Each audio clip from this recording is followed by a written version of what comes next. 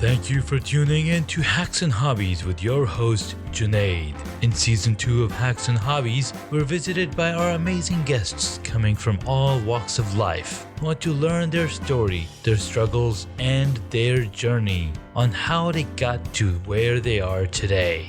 So stick around.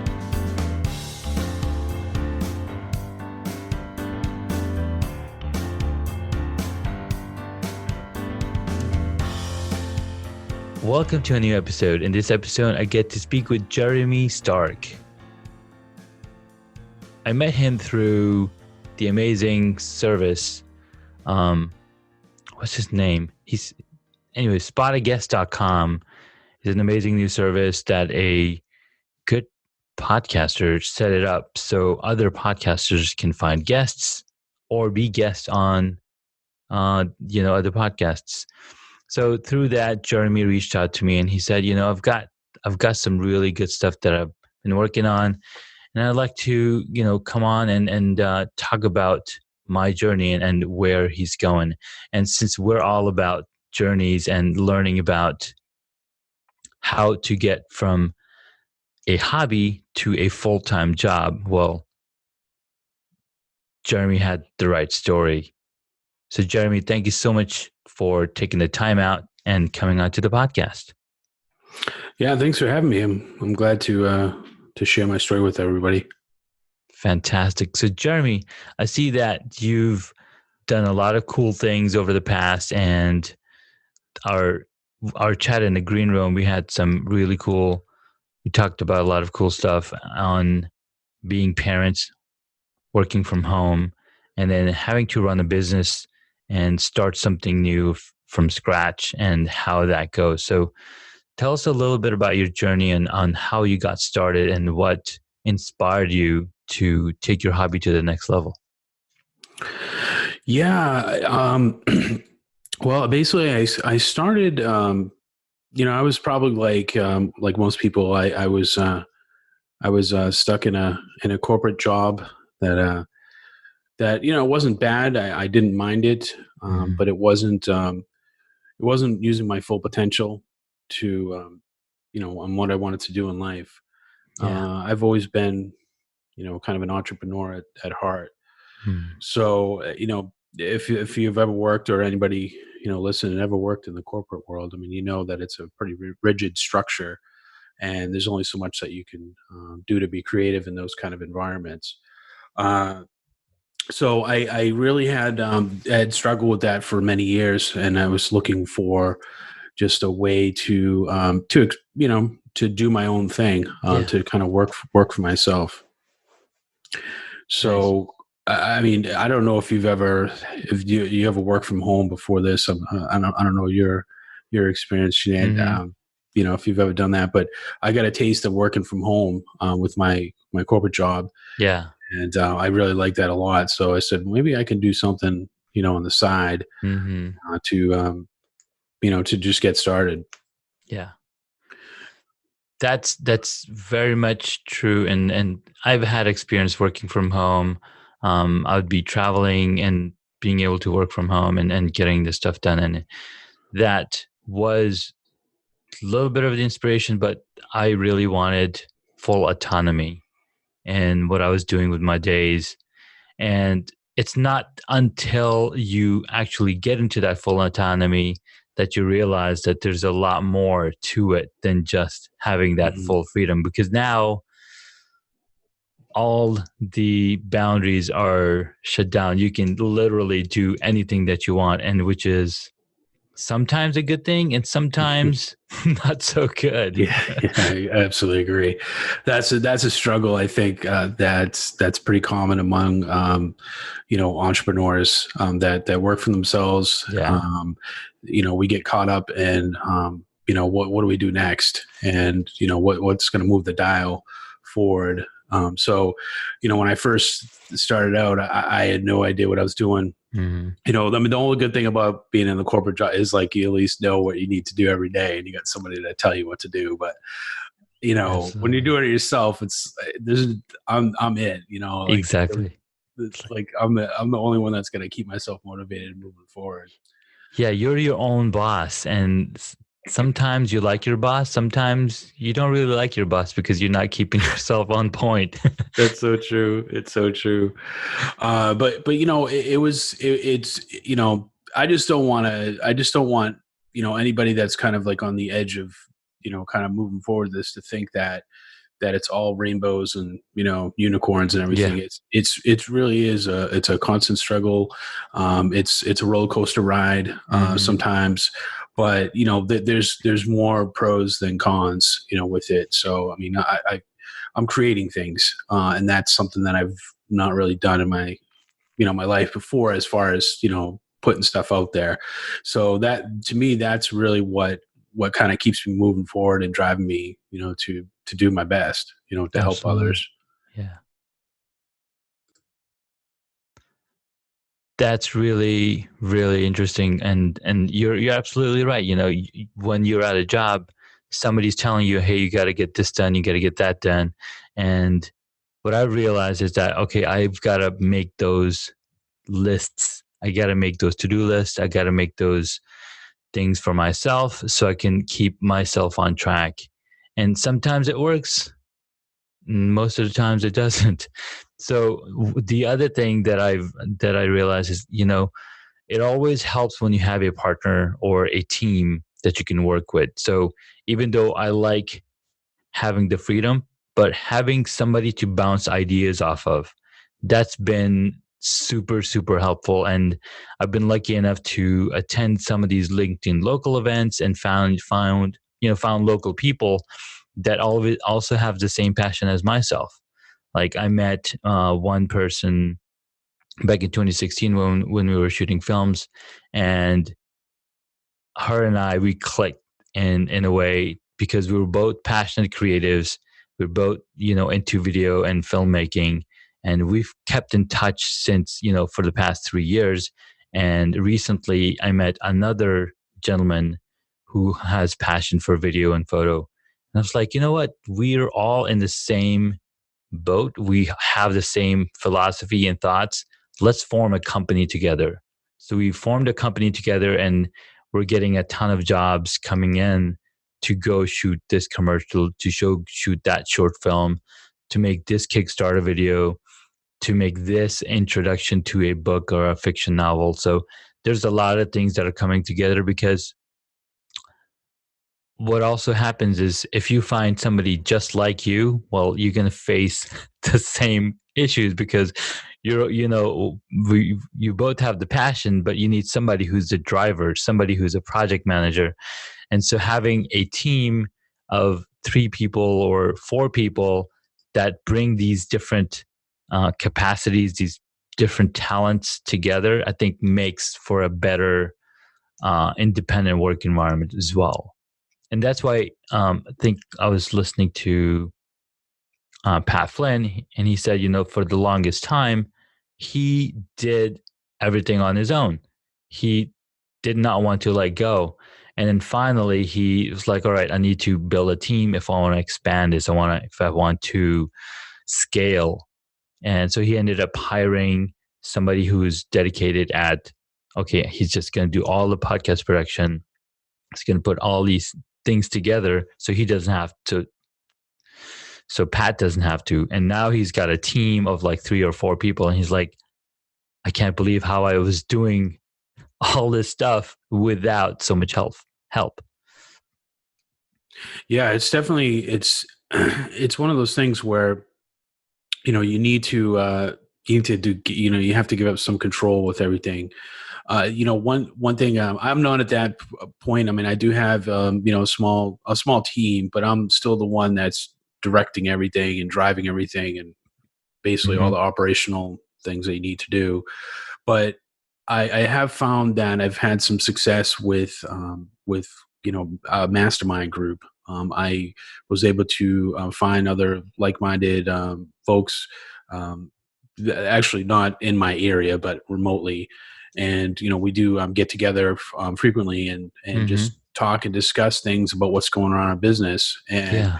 it's been really powerful. I mean, it's really helped shape my thing, and just kind of make it feel like I'm not the only one doing this, because it is really, I'm at my own office, and I don't Yeah. that's the tough part about it. I am working, doing my own thing, but it's like I have nobody to interact with. So that really Exactly. helps. That kind of helps move the dial ahead as well.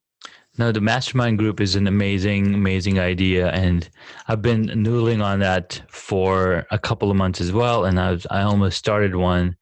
And my initial thought was, it would be an online mastermind group, and then we can jump on a Zoom call every week Mhm. and be like, all right, what are you struggling with? How can us as a collective, us as a team, how can we work together and help you? Because everyone that's trying to start a new business, they're always alone.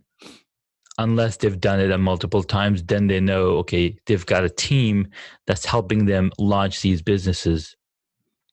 And I'm trying to get to that point myself, working with multiple people and bringing in, experts in their areas of expertise to be like, hey, anytime we get this kind of work, for example, photographers or headshot photographers, they have a person who edits their photos.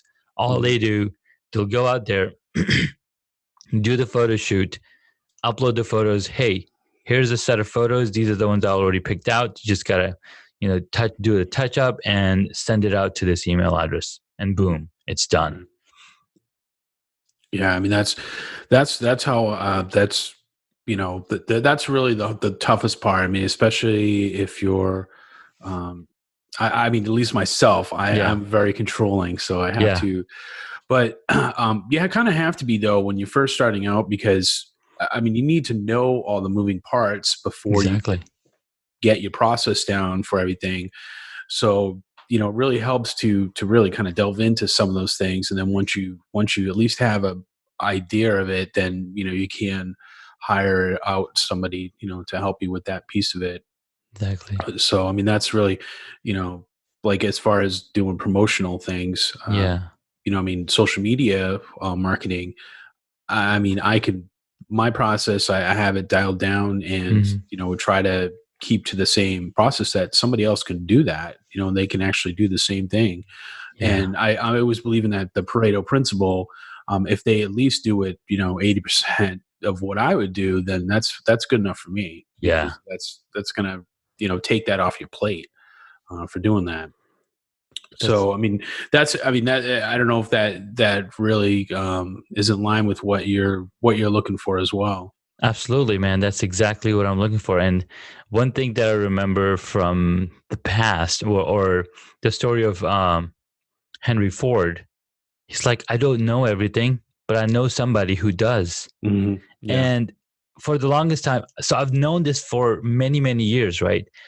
But it just didn't click to me that I could have been doing that or hiring somebody else to do the tasks that are repetitive, that are taking my time away. Because if I had implemented those solutions a Mhm. year ago, Mhm. right, I would be in a totally different position right now.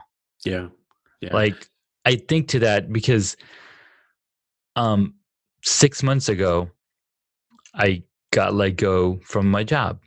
And that's because I was focusing on getting the podcast edited. I'm editing the podcast episodes, and sometimes I'm taking time away from my actual job. So I was not being, a productive employee.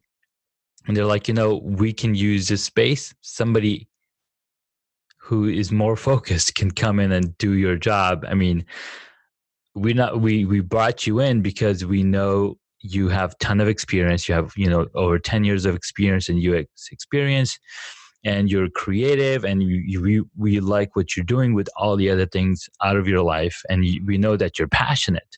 So we wanted that person to come in here and do the job. But since you're not, we're gonna have to let you go. Right. So that was a big revelation to me. And then it was also because I'd been working on this job, and I was just bored. I was just super bored on not being challenged enough, or just distracted by all these third party things. outside things that I was working on. So it was a big smack in the, punch in the stomach. Like, you don't deserve this. And at the time, I was like, yeah, I know I want to do these other things, but what I didn't realize that I didn't have a system in place. And if Mhm. I had that system in place, I'd be in a different place altogether. Or Mhm. um Yeah, absolutely. I mean, it's just one of those yeah, things that once you have a process, you have to stick with it. yeah, And it's one of those things. Like I was telling you before. I started out I actually have an e-commerce business. So I hmm, have three businesses. I have an yeah, e-commerce business.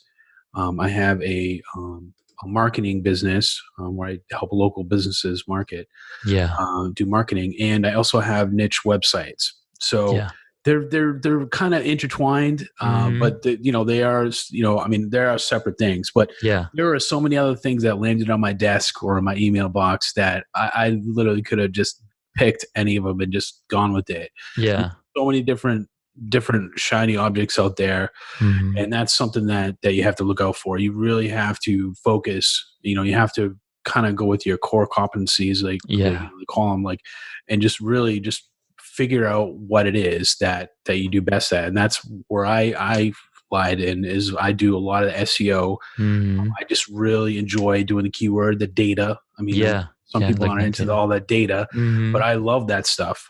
So I use that. That's where I use my strengths in all of my businesses.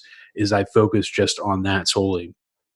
So, and that in the writing, yeah, where I really have my strengths are. But all the other stuff, my web design, my website, I didn't do that. I mean, hmm, I'm just not. I mean, I can do it. I know how to yeah, do it. I mean, I can fix some certain things here, but I'm not yeah, going to spend 4 hours trying to get this column right in the thing. It's just not worth my time yeah, to do that. I mean, I'd rather be focusing on other areas of my businesses that I don't have to worry about doing that. So no, it was absolutely, really tough to just give up. And it's not really the cost of it. It's just more of like, well, I want it done this way, and I'm just like, well, you know if somebody else does it, and there's, like you were saying with Henry Ford, I think he said, excuse me, he didn't get successful by being the smartest guy in the room. He was right, successful because he found the smartest people to bring into the room.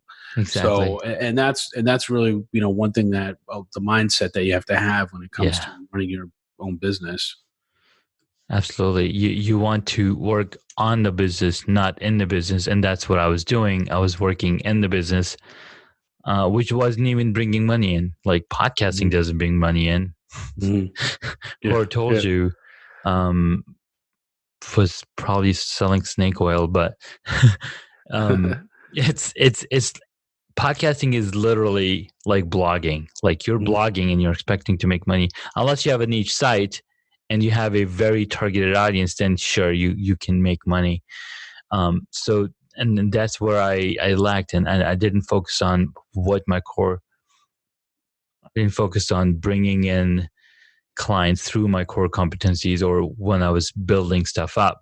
Like, I need to focus on this first so I can set up the standards of operating procedures Mhm. and hire people to do the work, so then I can focus on the business and they can work in the business.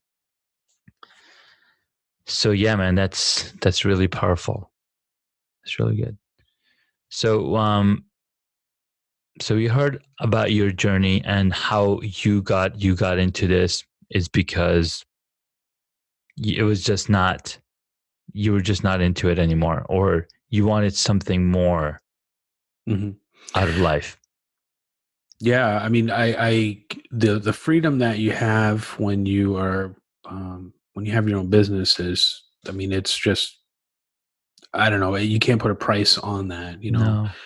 Um, but yeah, I had started out, just it was funny, as I think I think I can't remember, it was like 5 6 years ago, and I think I was looking for just some way to just to make extra money, while I Mm. was at my other job. and I saw that eBay. I started on Hmm. eBay basically, and I saw that you can actually just sell things on eBay. Yeah. And I started in these groups, and they were just talking about that they would go to thrift stores or garage sales, and they would just pick up items and resell them on eBay for a profit. And I thought, wow, that's people actually might use stuff on eBay. I mean, I knew eBay. I think everybody knows Yeah, eBay, but everybody knew it. Yeah. I just didn't think that you could make, decent amount of money. So I said to my wife, I said, honey, I'm going to take like $50 out of our savings account, and I'm just going to spend it on stuff at the thrift store. I'm going to buy some Hmm. used clothes, and I'm going to sell them on eBay. And she was Hmm. like, all right, sure, I guess. Yeah, whatever. Waste our $50. But I went out to the thrift store. $50. Yeah, that's it. $50. Okay. Okay. Yeah. Yeah. I mean, I went out to the thrift store and I found a Hmm. bunch of shirts, some nice, used shirts, and they were like Yeah. $2 or $3. And I Hmm. remember the first shirt I sold was a Pittsburgh Steelers, like kind of like a college shirt. Okay. I paid $2 or $3 for it. It was in good condition, and somebody actually paid like $20 for it. And I was like, wow. All right. So I made, That's after a good shipping and ROI. everything, yeah, I made like $10 or whatever off it after shipping and all the fees. And I said, wow, I could do this over and over and over again. Yeah. So I really just went forward with that, and, just kind of rolled it in. And, then I heard about this thing on Amazon. And I'm like, wow, you Hmm. can actually sell stuff on Amazon too. Really got into that as Yeah. well. I followed what they call retail arbitrage, which is basically Yeah. finding products at just your local store and Hmm. flipping them on Amazon for profit. So you do that over and over and over again, and you just reinvest your profits into it. I didn't really take any money out of the business, Yeah. and I found myself with a nice cushion, and that really just kind of propelled me forward. Nice. So you tested it out. You said, okay, this works. Let's keep it going. That's Mhm. awesome. Um, that's totally awesome. And I thought about doing something like that because Gary Vee talks about it all the time. Yeah, yeah, He he even does. does it on TikTok. You'll see that I he's see going to him. right Yeah, on going out TikTok. He's there. going to garage sales. He's buying these Hot Wheels box of cars Yeah, for like, I'll give you $7, and he gets the box. He comes back and he's checking online. He's like, this car alone goes for $10 or $20 or whatever. This is yeah. a classic already packed. So I'm like, that's friggin' insane. And what's interesting is that he's got different type of content on different social medias. So on Instagram, he's talking a lot about what people should be doing. On TikTok, because the audience is much younger, Mhm, he's focusing on, hey, you got these Hot Wheels cars, you can sell these online and mhm, make a few bucks, buy them on garage sales and you sell them. So he's teaching that retail or even garage sale flipping arbitrage to mhm. so many people. It's pretty insane. Yeah, I mean, it's really, a lot of times is that people will come across these things, and it's funny because I still participate in somewhat in the Amazon community, Hmm. but the biggest fear is that everybody's going to discover this arbitrage model, and they're all going to just take away everything from everybody, which is not true at all. They It's have the scarcity mindset, but Yeah, there's millions of people in this world. there's so many different things out there, but a lot of people is they don't take action on these things. Hmm. Oh, they hear it's great. Oh, they might look into it, and then they don't do anything. They Yeah. go and watch their Netflix and all their other things that are distracting, but yet they complain that they're they're stuck where they are. Yeah. And it's just it's kind of sad to see that, to have people that there's something right in front of them, and Gary Vee is Exactly. showing you like it's right there in your neighborhood. You can go to some garage sale and you can make Yeah. money off of it. And that's really, I think, what the mindset that he's trying to get across to these, to his audience, is Yeah. that you got to take action. You just got to do Exactly. something, and Hmm. just, if you're stuck in a rut, then do something to change it. Absolutely. You hit it nail right on the head, man. That was perfect. All right, so let's get into some of the questions that I asked my audience. My audience. I wish my audience would answer these questions. My guests, uh, and these are some of the questions that tie us together in a way where I mean we already have similarities or areas of mindset that we join in, but these things tie it even more and bring that personal level. So, what is one hobby that you wish you got into? Oh, um, I think I answered that on your and you're thinking I forgot. Mm-hmm. I forget. I actually forget what I You put down. forget. To be It's all honest with right. you, You can change it up. maybe I don't know if you'd say it, but I have to say if it would be a hobby. I don't know. I think I would like to camp more. Mm. Um, before I got married, I was into camping. I did a lot of Mm-hmm. outdoor activities, and then I met my wife, and I love her to death. She's my rock, but she's Mm-hmm. not a big camper. Mm-hmm. But although she is warming up to it, Yeah. nowadays. But I would love to get more into camping, just because I love being in the outdoors, Yeah. and it's just freeing to be in nature, surrounded by trees and in the middle of nowhere. I mean, it's just something freeing about that, I guess. But I was thinking about starting a niche site on that, because it's just Mm-hmm. interesting to me. I feel that I could kind of go with that as a subject, but like I Tiffany, said, too many things going on at once. I totally get you, man. Talking about camping, last night my wife was watching the Brady Bunch. I think it's on Amazon or Netflix. I can't remember, but she's watching one of the episodes when they go camping. And so I've never seen this show before till now. I mean, I've heard about this intro where you see all these nine faces, and then so it was hilarious because the boys and the dad they used to go camping, but the girls had never gone camping, so they had gone for the first time. It was hilarious. She's just cracking up. All Yeah, right. I grew up with that show. Yeah, I actually nice. think I remember that episode. That That's was a good awesome. episode. So But it's so true. I mean, it's just with camping. It's just one of those things. Like you just got to get out there. It's like yeah, anything with the business. Just get out exactly. there, You gotta schedule the make it happen. time, and just make it happen. Yep. So right into that TV show. What is your favorite movie or TV show? I would say my favorite movie is definitely Star Wars. Star I'm Wars. a Okay. huge Star Wars fan. Yeah. I love it. All the movies, including the first episode. I mean, You know, including the first episode. and if you're a Star Wars fan, you probably know exactly what Yep. I'm talking about. But I know exactly what you're talking about. it's funny is that the thing about Star Wars Mhm. is and it kind of ties in with some marketing Oh and yeah. it, it's all about the hero's journey. And one thing in marketing is when people with businesses, when I try to tell them when they're trying to market to their potential customers, is that you have to think of your customer as the hero and you're not Mm, the hero.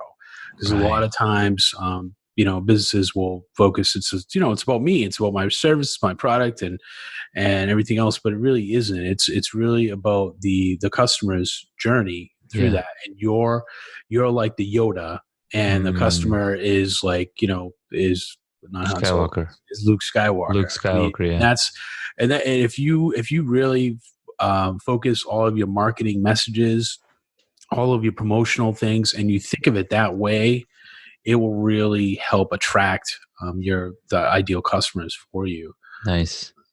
That's an So excellent yeah, point. I don't know. I always think of that whenever I think of Star Wars. That's kind of No, I love how I it. I relate it love in it. there. What are your thoughts on the latest Star Wars episodes? 7, 8, 9. I think 9 is coming out this year. Yeah, yeah. I like the storyline that they're going with. Hmm. As far as continuing on, and it's my kids are really into it. I Yeah. really enjoy that they have a woman hero in there. Hmm. And Princess Leia obviously was a woman, but she was Yeah. Jedi, and I really like that they incorporated a woman in there because I have 2 girls, so Yeah, they were exactly. all excited about that, and I'm like, oh, great, like they're into it as much as I am now. So Yeah, that's perfect. And there's a whole conversation around that, man. It can go on for on. oh yeah, Yeah. absolutely, that could be another podcast. So so diving into the next question around movies, what movie would you choose if you got to play a character in it? I'm also into Marvel movies. I'd probably have Mm-hmm. to say one of those type of movies. I think I'm more of well, I mean, I got the same last name as Stark. I'm not like him at all, though. I Yeah. mean, he's a little bit more rigid than I am as far as what he does. But I think I'd love to be a Marvel character. I mean, who doesn't want to be a superhero? Exactly. I mean, Yeah. that's just the ultimate, portrayal of any kind of role that I would love to have. Yeah. But my Absolutely. superpowers is keywords, man. I can tell you what the best keywords are. So, that's what I like Love to it. do. That's perfect. All right. So based on that, who would be your superhero? Favorite superhero? I'd have to say Doctor Strange. Doctor Strange. I think he, uses his mind, and his mindset, I think, is more like his power, I guess, if you want to say. Yeah. So, that's kind of where I think my strength would lie. I don't, you know, my kids would probably call me, Spider-Man or something, or maybe the Hulk or something. I don't know, but like, it's just that's who, if I were to try to be like, it would probably be Doctor Strange. Nice. I love it. He's one of my other favorites. What's funny about favorites is that you can only have one favorite, and that's something. We watched a movie this last night called Late Night Okay. with Emma Thompson and Mindy Kaling. I think it was an Amazon movie, but she is a TV host, or she's a show host. She's the first lady, English lady show host for a late night TV show, and her ratings have been declining. And she's like, I finally got on Twitter, and I don't understand. How can you have more favorites? Like, there's only one favorite. How you can have many favorites? That's hilarious. All right, last question. If you were a board game, what would it be? Oh wow. Well, I would think if I was a board game, I want to be played for a long time. So, Yeah. or, quite often. And the game that it comes to my mind, if I think about playing for a long time, is Risk. Mm-hmm. I don't know if you ever played that before, but we would play in college, and it would be like days playing the game. I mean, it was Mm-hmm. just, and you'd have to leave the board there, Yeah. both, to continue on, obviously, if we're not going to play Yeah. all night. But I think a board game wants to be played a pretty long time. So Yeah. I don't know. Maybe that's probably the game I would pick. Plus, I like to take risks. Yeah. Risk is a pretty powerful game. It's amazing. Cool, man. Well, that was awesome. Where can my audience find you? If they wanted to get in touch with you. You did mention you have a few niche sites, but how would they get in touch with you to learn how they can do what you're doing? Yeah, well, I mean, my very first site that I started was gardenerthumb.com. Mm-hmm. It's I guess my brand is called Green Thumb Gardener, Yeah. and I focus on just vegetable gardening. And it was one of the first projects that I started with. My daughter actually got me in, doing it because I wanted to show about vegetable gardening. Yeah. But that's kind of my playground that I have, that I'm on. And I also have a marketing company. I do just local businesses around my Mm-hmm. area. Mm-hmm. I'm in the Raleigh, North Carolina area, but I do Yeah. I can help other people remotely. But you can find me there at evergreengrowthmarketing.com. Perfect. I'll be sure to include the links to your websites. And I have a really good friend who lives down in North Carolina as well. Jason Loy. I would love for him to meet with you as well. Oh yeah, absolutely. I love connect with him. meeting locally. Yeah, absolutely. Definitely. Awesome. Well, Jeremy Stark, it was really nice meeting you. I can say that I've met 2 Starks by now. Well, that's rare these days. Yeah. Well, thanks Thank you for so having me much. on your show. Absolutely, man. This is great. We'll have to bring you on again and talk about movies. Yeah, absolutely. Star Wars all day. Yeah. All right. Take care and have a good day. Bye.